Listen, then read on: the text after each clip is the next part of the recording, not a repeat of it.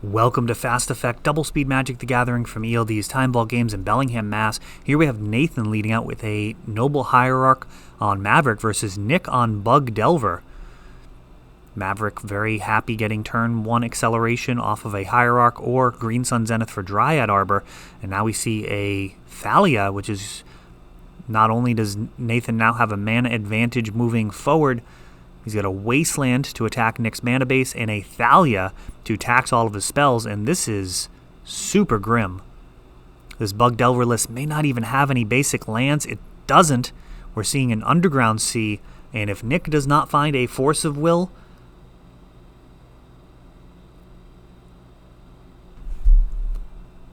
oh no.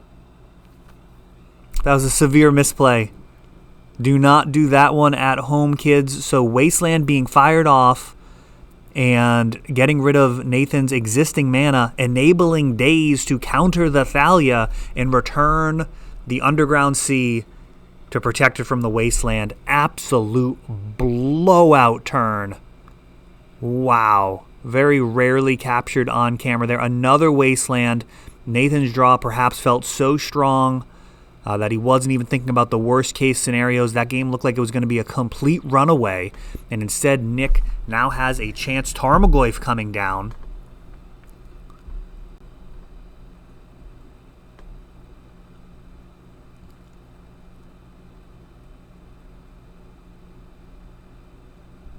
What a blowout play. Daze rescuing that Underground Sea and countering the Thalia. What an absolute MVP. Goyf. At this point, we've got instant land, creature, sorcery. It's got to be at least 4.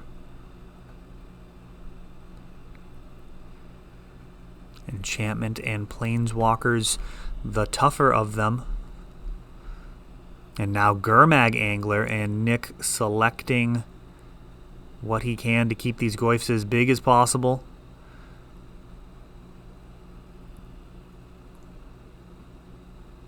Knight of the Reliquary, big in his own right, a Wasteland of his own, and now Nathan scooping it up. We'll see if he can settle it back down. They're likely feeling flustered from that absolute blowout with the Daze.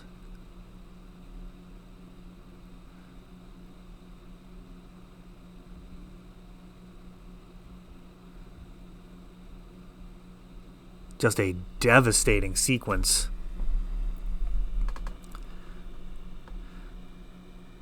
It's got to be one of the bigger blowouts that we've seen on camera. Nathan's had a lot of success recently with the Hogak builds.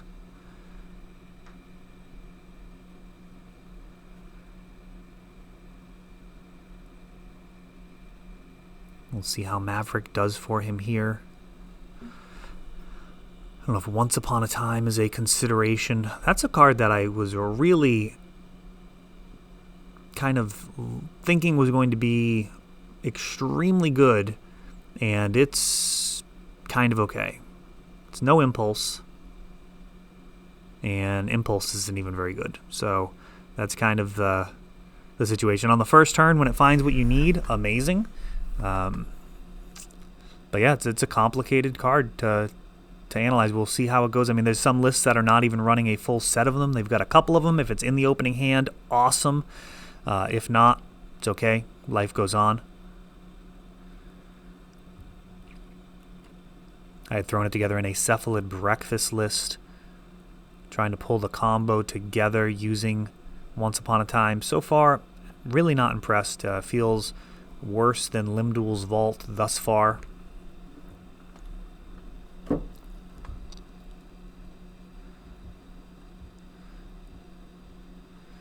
Yeah, may not be at its best in a Force of Will deck either. Force of Willing a broken turn 1 play, shutting off your own Once Upon a Times isn't as exciting.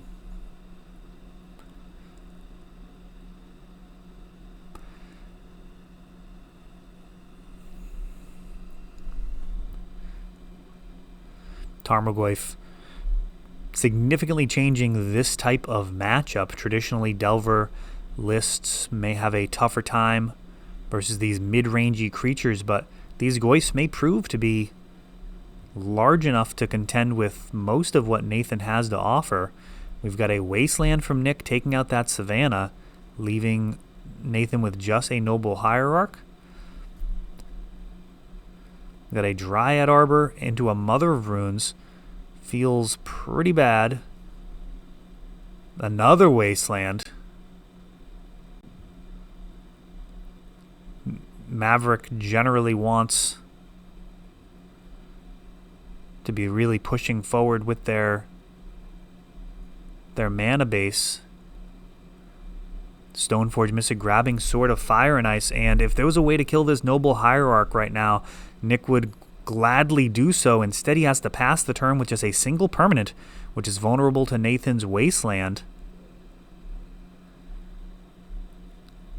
It is most likely time to suit up. No, we've got a Brainstorm in response to this Wasteland, so Nathan, taking the slow way around, could have end step put in Sword of Fire and Ice, untap, put it back. We got a Bajuka Bog from Nick.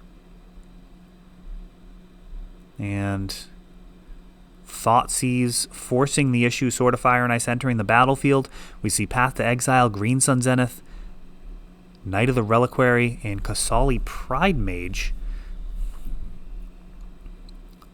All of these potential issues. Path to Exile is taken.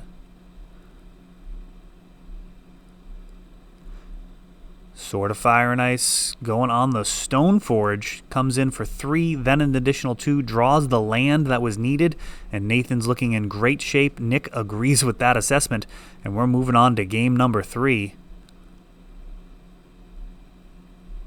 Sideboard adjustments being made here on Delver's side. Being on the play or draw, very different for Delver.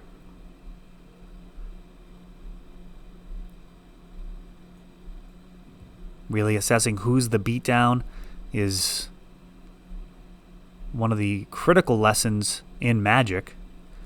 And Delver kind of always wants to be the beatdown. They generally want to be attacking with those Delvers no matter what. There are many times where even if you're losing the race, you're going to just keep on swinging.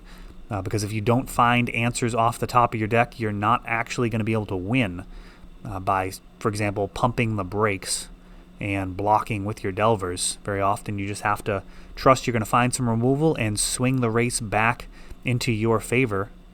The Bug Delver, a little more capable than most of changing gears, is it does have the Tarmogoyfs and the Gurmag Anglers, so on the ground they can potentially really cause a bit of a standstill compared to some of the other builds.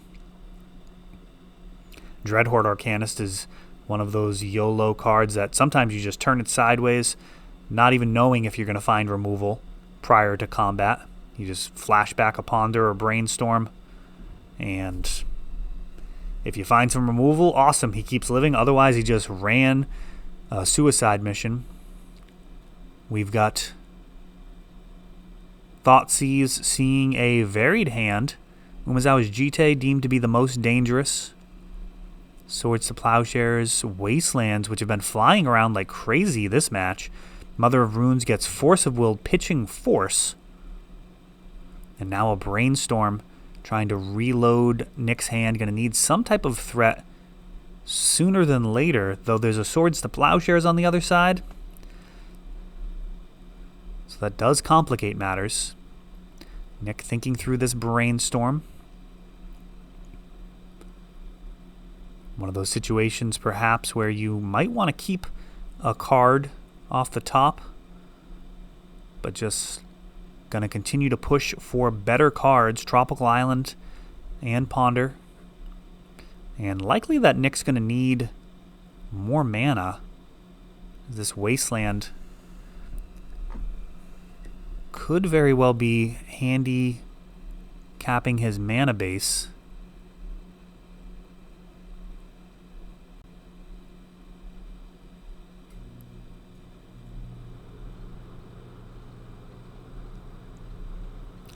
Nathan opting to build his resources up to a Knight of the Reliquary. Goyf getting swords.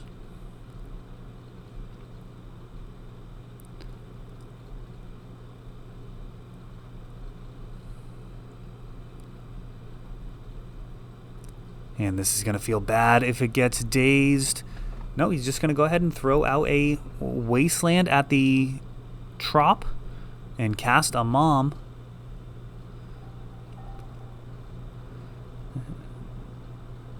Fetch land into Noble Hierarch. And Nathan may be playing around Daze quite a bit here. Fatal Push enables the flipping of Delver. He turns sideways. Ooh, and now another Wasteland. At this point, the Knight is safe to come down free of a Daze. A Wasteland of his own. Faces down a couple of basics. And this Knight of the Reliquary is pretty big. We'll see how big when it gets in there.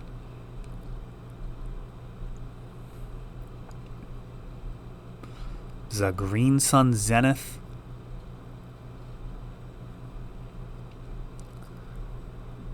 Another Knight.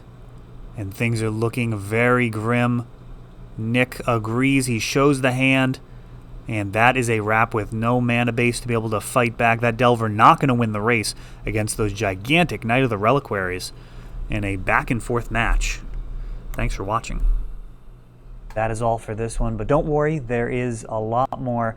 You can check out our older videos, and we're always putting out new videos from ELD's Time Vault Games in Bellingham, Massachusetts. If you want to help the channel, of course, you can like, subscribe, share, tap that notification bell so you can know the next time our new videos come out.